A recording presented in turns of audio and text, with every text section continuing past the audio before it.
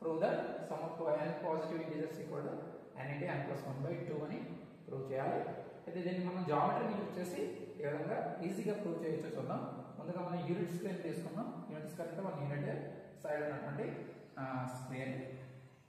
దాన్ని తీసుకుంటే కనుక దీని ఏరియా 1 స్క్వేర్ యూనిట్ అవుతుంది. ఫస్ట్ 1 ఉంది కాబట్టి 1 యూనిట్ స్క్వేర్ తీసుకున్నాం. తర్వాత 2 ఉంది కాబట్టి 2 యూనిట్ స్క్వేర్ తీసుకుని ఈ విధంగా దానికి యాడ్ చేస్తాం. తర్వాత నెక్స్ట్ 3 యూనిట్ స్క్వేర్స్ ఉన్నాయి, వాటిని ఈ విధంగా మనం వేస్తాం. తర్వాత 4, అదేవిధంగా అలా మనకి n వరకు ఉన్నాయి కాబట్టి ఇవి n అనుకున్నాం. అదేవిధంగా ఇది కూడా n అవుతుంది. ఇప్పుడు మనం ఈ టోటల్ కావాలి కాబట్టి ఈ టోటలే మనకి 1 + 2 + 3 + n వరకు టోటల్ అవుతుంది. అయితే దీన్ని మనం ఇలా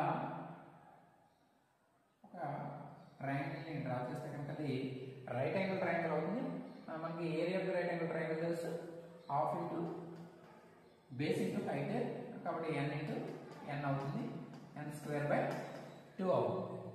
అదేవిధంగా రిమైనింగ్ ఈ ట్రయాంగిల్స్ ఏవైతే ఉన్నాయో రిమైనింగ్ ట్రయాంగిల్స్ వాటి యొక్క ఏరియా ఎంతో చూద్దాం.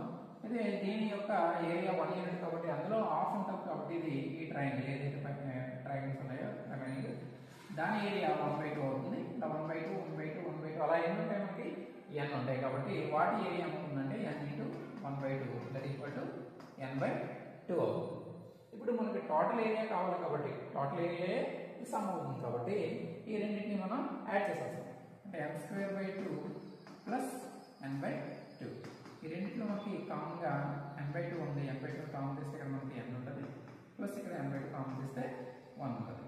ఈ విధంగా మనం some of n positive integers equal to n into n plus 1/2 అని ప్రూవ్ చేయొచ్చు.